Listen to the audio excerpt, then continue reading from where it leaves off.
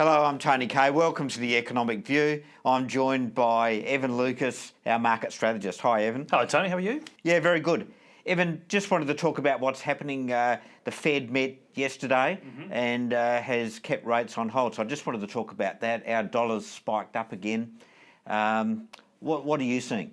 Yeah, it's actually quite political at the moment. It's something in our industry we don't really get to talk about, which is politics. But the Fed is actually becoming a bit of a headwind for us here in Australia. So last night, nobody expected them to move rates. They never move rates during what is not normally a press conference covered event. So you've got to look at the quarters. So you always look at March, June, September, and December. It's why they're so important meetings. So last night was never going to be anything, massively strategic. Kept rates on hold as expected between 1 and 1.25%. So that's where the target band is. But in saying that, there was big changes inside the minutes, and that's where the market has got quite sort of interesting.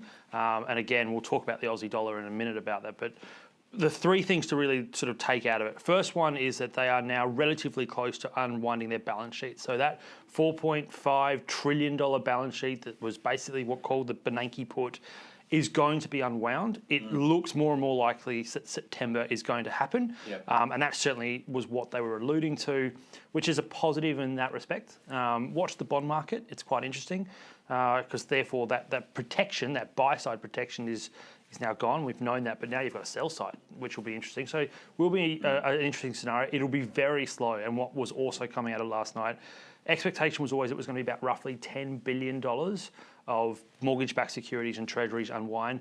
Some are even now estimating it could be as low as 5, which would be a really glacial movement. But the second part, is that the statement changed from their inflation mandate. So we know about their employment. They do allude to it. It's been very strong, but inflation's been the buzzword for the last 24 hours. And what they said is that they removed the word somewhat. So they had been saying for a while that inflation was trending somewhat below their expected mean of 2%. They've removed that. It's now inflation is trending below our 2% mandate. That is probably the closest you could get to saying dovish. That's the closest that you could get to say that maybe rate rises are not yet appropriate. Yeah. So on that, we saw pricing for the December meeting of a rate rise, so moving that target band up 0.25%, dropped to 35% at the lowest. It's steadied around 38%, but in saying that, that's a long way away from what we had. So that's what's going on the actual side. The political side is that in February, the board will see some form of change. Now, it's always mandated. The question that's now becoming is that it could be bigger than expected. So we were going to see 4 Fed members changed anyway, and that's just the natural process of the voting cycle. But we know that the chair is under pressure. We also now know that the vice chair, so that's Stanley Fischer, Janet Yellen, could also be gone. All the Democrats? All the Democrats. Yeah. And replace again with Trump's sort of alumni, as I sort of try and refer to them. So Goldman Sachs are continuing to basically influence the world. So we know about Kaye, but there is a chance and a growing idea that you could see a new Fischer, not with the S, but with just the C, coming in on the back of it. So it's very, very unfed-like to have a situation where they could raise rates or cut rates in the past and then 2 months later hand over to a new board.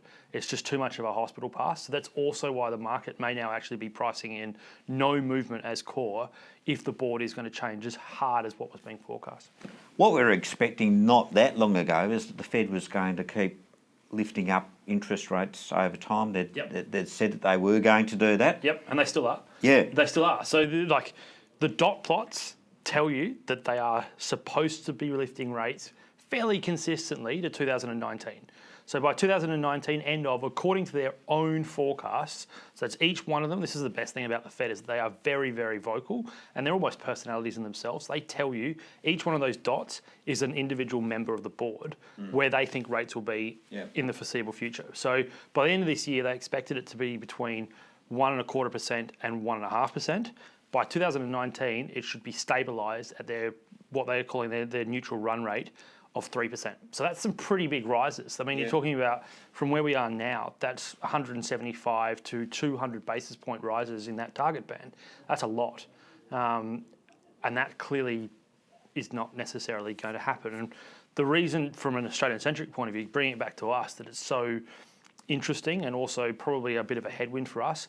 The Aussie now is not under our control. It never really has been, and I've always sort of stated that when we talk about it. But the Reserve Bank yesterday thought that they could tame the dollar, but it hasn't happened. They're very open about it, that they try to, they jawbone it, that common term that we always use is jawboning it. They're very open that they realistically need the Fed to move it, because there's two sides to the Aussie dollar equation. We forget to say the Aussie US when we talk about the Aussie, and the US dollar side is the reason it's moving. I mean, if you have a look at what's happened over the last 3 weeks, when we've gone from basically mid 74 cents to where we are now, which is 80 cents, it's mainly down to US moves. Clearly, the minutes last week were a big factor, and we've spoken about that before. The fact that our neutral rate is 3.5%, and therefore are we facing 200 basis points of rises? Well, no. We've seen Guido Bell last week, and then we've seen this week, more importantly, the governor in Philip Lowe say, we are different. We are not we're not working as a centralised central bank. We're not part of the ECB. We're not part of the Fed. We're not part of the BOJ. We didn't move monetary policy as hard as those nations, so we don't therefore have to move the other way as quickly. Yeah. So that was a real positive. But he did allude to the fact that inflation here, which is our number one mandate, just is too soggy really for him to consider about it. So he has been seen as hawkish. His hood might have gone back on now, so he's sort of put his hawk hood back down. But realistically, it's a US dollar story. So you also the dollar rise. Yep. And then obviously that's going to have implications for investors. So in simple form, US dollar is being sold. So it's not just an Australian story. The best way to look at it is look at the US dollar basket. Last night it hit a 15-month low. So it's not just the Aussie, the euro, the pound, the Canadian dollar, us, Swiss franc. They're the ones that you really need to look at. They're all winning against the US dollar because expectations of rate rises are moving away. It does bring headwinds because it needs to be brought back to the fact that our biggest exports, copper, coal, iron ore, etc., are all denoted in USD. So they're all denoted in that. So that real tailwind of the fact that we've seen commodity prices on the China story really moving. Look at copper, 2-year highs. Iron ore's doing really quite nicely, and coal's come back. All of a sudden get this headwind from a conversion problem. So if you get FX headwinds, it does become a bit of a problem. It won't be for this coming financial year that we're getting reporting season in the next couple of weeks, but it does mean that FY18 starts to have a little bit more sort of headwinds to it than probably was in the past. And if we do not see a rate rise in December, there's no reason the Aussie can't go to 72, even as high as 74 cents. If the commodity story is positive, which is an Aussie dollar side story positive, but again, that US dollar and the baked in expectations of consistent rate rises filters out of the market, and unfortunately we get caught up in that. You mean over 80 cents? Yeah, absolutely. Yep. So 82 cents, 84 cents is not out of the question in terms of the Aussie appreciating on the back of that US dollar weakness. And it's a really different scenario. It does change the thematic and things that we've been talking about for the last couple of weeks. That headwind is not something that people foreseen because we were expecting US inflation by now. Yeah. It'd be interesting to see the dollar getting up to those levels again. We haven't seen that for quite a while. Exactly, and it also gets back to what Philip Lowe talked about yesterday, is that he wants the dollar lower. He basically said, look, it'd be lovely if it was sort of back towards 75, 74 cents. He pretty much sort of gave that indication. He also indicated that we're not going to do anything. We can't cut rates any further. There's enough pressure on the financial stability side. We don't want to hike rates because we'll cause issues on the other side with regards to consumption. So the RBA's out. It's now that US dollar side. But he does allude to the fact that raising the Aussie that high is in itself a tightening scenario. It means, therefore, our exporters, that could be a fair reason for inflation to start moving in the right direction, are getting a headwind. So their price increases from FX tailwinds diminishes, and therefore their price movements are not as dramatic on the inflation side. So he is clearly, he does have a positive there in the fact that he doesn't have to move monetary policy, which I always describe as a sledgehammer for fine art, because moving interest rates applies to everyone rather than probably trying to see, commodity prices moving here, need to move this side, or banking's moving this side, need to move this. So it does a little bit of that work for him, but yeah, it does sort of put a dampener on probably investment, and it does put a bit of a dampener on the carry trade that's been coming into this country. We were going to talk briefly about ETFs. What you?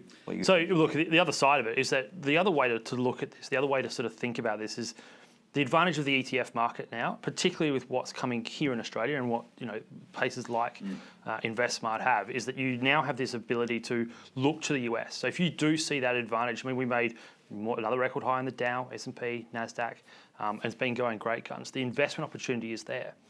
You can get into those ETFs, invest in Aussie dollars. You can have them hedged or non-hedged in the currency, so it depends on how you want to do it. But the US is still very much the bright spark on the equity side. The earnings season is incredibly solid and very, very positive. Economic growth there is still good. Yes, the inflation side is not materialising, but you can't go past that. EPS growth is really, really good. And therefore, that ETF market gives you that easier access to that part of the world that you probably do want exposure to right now and manage it from here. And that's the advantage of the ETF world. So it will be something to be aware of. And I know we've been discussing before about the amount of inflows in the US. The market here in Australia is still a little bit infant, but it is definitely maturing. Growing very strongly. And it's growing incredibly strong. And there's no doubt it will be the future because it gives you that ability to invest in parts of the world and parts of markets that you just otherwise wouldn't have the capital really as a retail investor to do. So watch that space. If we do see, as we've just discussed over the last sort of 5 to 10 minutes, that is where you'll probably see a lot of cash in Australia moving towards, is to getting exposure internationally on what is a better Aussie dollar exchange rate for international investment, and also the chance to get exposure to markets that are actually clearly growing. Thanks, Evan. Thanks for joining us again. Thanks, Tony. Join us next time on The Economic View. International equities. A study by the Australian Stock Exchange shows 75% of Australian investors only hold ASX-listed stocks. The Australian market makes up a small portion of the global economy, and without international exposure, you miss out on dynamic economies like the US and Asia, which can diversify your portfolio and boost returns. Investing in the InvestSMART International Equities portfolio gives you instant diversification across the globe through a hand-picked selection of exchange-traded funds. Diversify your portfolio and gain exposure to the globe's most successful companies. For more information, visit investsmart.com.au.